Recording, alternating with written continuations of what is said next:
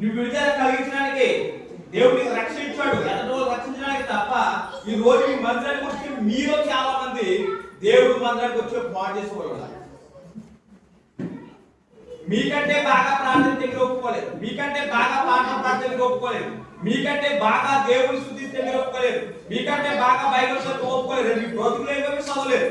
ఎదటో చదివితే ఏడిసే బతుకులు.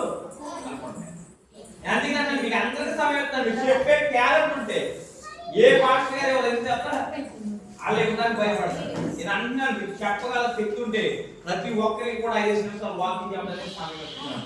శుక్రవారం మంగళవారం తప్పగేస్తాను. ఈ మంగళవారం లక్ష్మి చెప్పారు, మన తెచ్చి చెప్పాడు. ఇలా ప్రతి వారం ఒక్కొక్కరికి ఇస్తాను.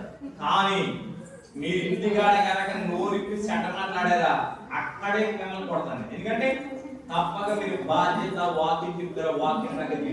ఒక నేను మాట్లాడినా కూడా మీరు అడిగావు మీకు అలాగని చెప్పేసి అనేక మాట్లాడబట్టి నేను మాట్లాడిన అడిగావు మీకు ఉంటుంది. మీరు మాట్లాడితే పూర్తి అవసరాలు ఉంది. ఎందుకంటే మీరు అందరూ నా బిడ్డలతో సమానం. ఒక నాగడ పక్కలు తల్లులాగా కూడా వస్తాను. ఇంకో విషయం చెప్తాను, దేవుడు మనల్ని పాపంలోంచి విడిపించాడు. ఇంకా బ్రతుకులోకి మనం వెళ్ళకూడదు.